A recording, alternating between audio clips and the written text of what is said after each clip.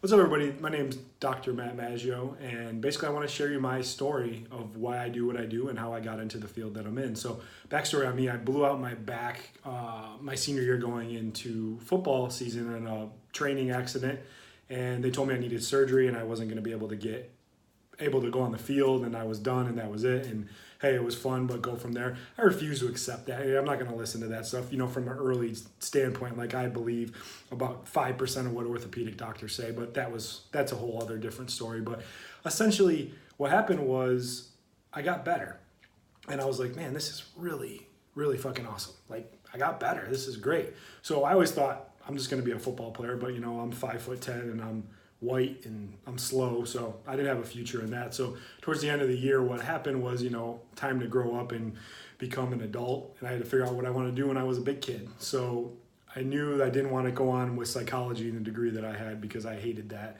And I was like, shit, what am I going to do? And I remember I was walking out of class one day and I looked down and I saw this pamphlet and this flyer to go to chiropractic school. I'm like, oh yeah, I remember. I used to go to that chiropractor. It was awesome. Like he was really cool, real laid back. Everyone seemed happy. And it looked like he was making a shitload of money. So I might as well do that. So I rolled in chiropractic school and I was just ready to get on to the next venture of my life. I really wanted to help people because it had helped me so much. And I was hoping that this was going to be it.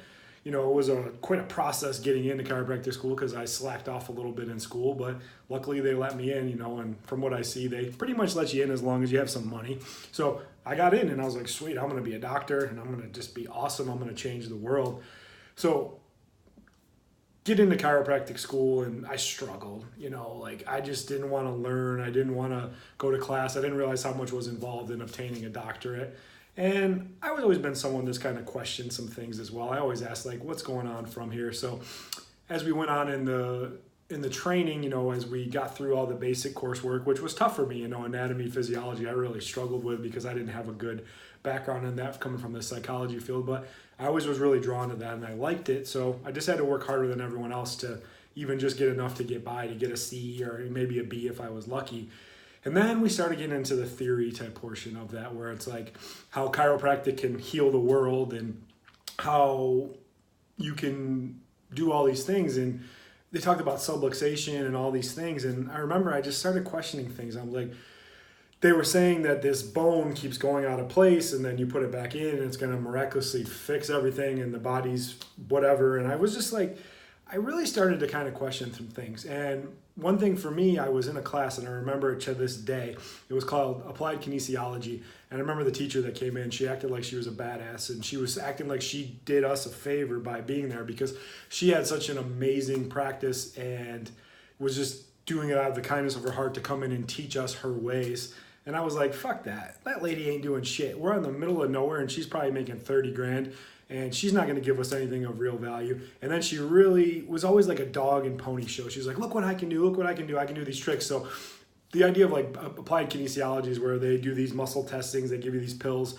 And basically what they do is they just tell you what they want you to do.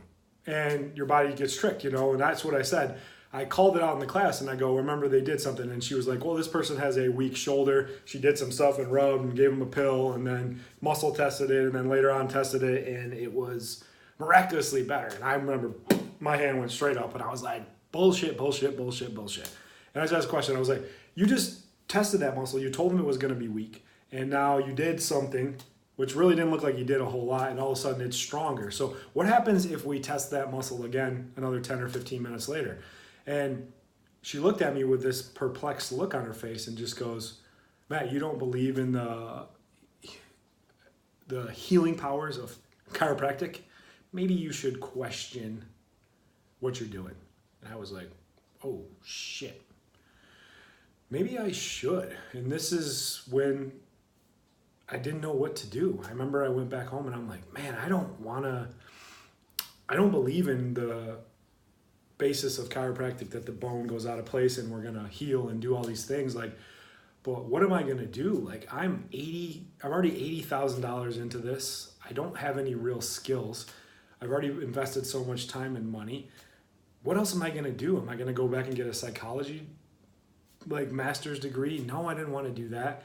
Am I going to go back and work? And I had all these struggles, and I was like, what am I going to do? I felt like my head was going to explode, and I just didn't know what to do. And then I started thinking about it. I was like, what's happening? So I just asked myself a question. And I remember I asked this question as well. I go, so you have the bone, and you have the muscles, and you have the tendons. The muscles and tendons hold the bone in place. If the bone keeps going out of place, why don't we just fix the muscles and tendons and put the bone back in place? I was like, when I would ask people that question, they would just say the same thing. They're like, you don't believe in the healing powers of chiropractic.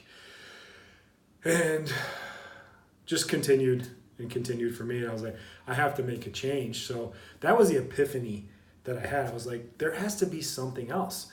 And then I remembered my roommate had taken this seminar in what's called active release technique, where they learned muscle treatment, soft tissue treatment, and they were getting all these really good results, and everyone wanted to see them, and it was great. I was like, you know what, I'm gonna look into this shit. And I started learning more and more. I started watching videos. I started focusing more and more on the soft tissue, and I was like, this shit is awesome. This stuff is going to change the world. And I was like, I'm gonna do whatever I can. So all the money I had in school, I invested. I went to more and more seminars. I was full body certified in this active release. I was the shit. There was even people that were running the clinic that were coming to see me because I was just doing something better than everyone else, but no one wanted to put the time or work in. I had to put a lot of work in. I had to travel all over the country, do things like that. But I knew if I was gonna set myself apart out there in the real world, I had to have something better. I had to niche myself and not just be like every other person out there. So I just invested more and more on soft tissue, and I just learned what I needed to learn to pass the boards and get there. But I focused on anatomy, soft tissue, everything like that, and I became a fucking beast. I thought I was the shit. Like I said, the head of the clinic wanted to come see me and get treated. I'm like, why aren't more people doing the soft tissue work? And I know why, because it's hard, it takes money, it takes time. I've talked about that before, but then I got out in the real world, and what I realized was I had a long way to go. And this is when I started struggling. This was my second conflict. You know, we think that it's a me problem. Like, I'm just not good enough. I don't have enough skill set. I need more training. I need that. And I was struggling in practice. Like, I got out and I was like supposedly the best of the best, but it wasn't working. So I was like, you know what? I'm just going to continue to take more and more seminars because I just need better skills. And that's what they were telling me at the seminar. I was like, yeah, you're going to hate me, but you just need to be a little bit better. And once you're better, the floodgates will open up and people will come from all over the place. And before you know it, your practice will be filled. Just invest just a little bit more. I remember I had to borrow money from my mom. I had to borrow money from my girlfriend just to continue to take these seminars. And I continued to go more and more and more. And I got better and better and better, but it was the same shit over and over again. I was working harder. I was trying to see more people, but I wasn't getting anywhere that I needed to be. And I was like, what the fuck is going on? And then every time I went to these seminars, these gurus and these people were like, oh, you just need to invest a little bit more money and just become a master and all that, and you build it and they will come. And I kept believing that. And I would basically mortgage my future by spending more and more money on these things and this treatment. And I was like, there's something wrong with me. And it was a really big internal struggle. I was like, man, what am I gonna do? I'm putting all this effort in and it's not getting me where I need to be. I invested so much money. I spent over $100,000 on extra training and soft tissue, everything like that. I was good. I was very good. The problem was the world didn't know I was good. And you know what? I didn't know how to run a business for the fucking life of me. And not knowing how to run a business, not knowing how to get people in the door, how to market, how to run your books, to do all these things is what really came up. And I kept saying to myself, I thought it was because of the treatment and the technique that I needed that. But what happened was I had other problems. So I didn't have a problem with me as a person. I had a problem with my process. And we weren't taught that at all in school. We were just taught if you build it, they will come. And we taught a business class by someone that failed in practice. Like, what kind of shit is that? And here I was sitting $150,000 in debt, going up to $200,000. I spent all this money on training, and the training was really good because I was really good. I was getting good results with people, but they weren't sticking around because I didn't know what I was doing. I wasn't communicating effectively. I wasn't marketing correctly. I wasn't doing the things that needed to be done. And I made that decision back then. I'm like, I gotta figure this shit out because I kept spending money on marketers, agencies, everything like that. I was throwing money at this problem. But what I realized was I didn't have the core functions of my business in place. So I dedicated and I put my whole life into the idea of making a better business, because you have a great product, but it doesn't matter if the world doesn't know you. If they don't know you, they can't flow you. And this is what I started to figure out. I started developing a system. I learned about sales. I learned about running my own ads. I learned about marketing. I learned about how you present offers and everything like that. Because if you have an amazing product, you owe it to the world to let them know. But if they don't know who you are, it doesn't matter. So what I did is the transformation that I made in that point was I realized that as hard as you want to work on getting better at your treatment and your technique, you have to work just as hard at getting better at business and life. And what happened for me over that time was I just really started building a really good machine. But tragedy struck, and basically what happened was my dad died of a pain pill overdose after multiple surgeries, and pretty much worst day of my life having to see that. And I remember I had figured out this system and I knew it worked really well. And I decided that I wanted to get this to more people so it didn't have to end up like my dad. And I want to teach and I want to help people understand that, yes, the treatment is very important and you can learn that. And I can show you all of those things.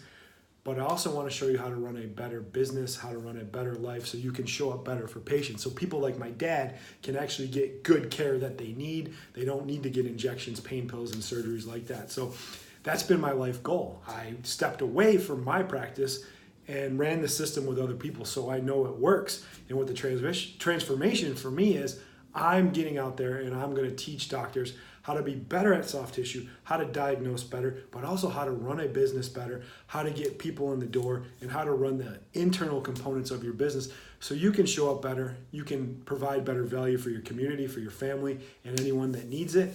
And essentially, what I want to do is I want to change the way healthcare is practiced by showing a model of soft tissue based type of treatments which are superior to everything else out there. So that's my story. This is my first time getting it out there.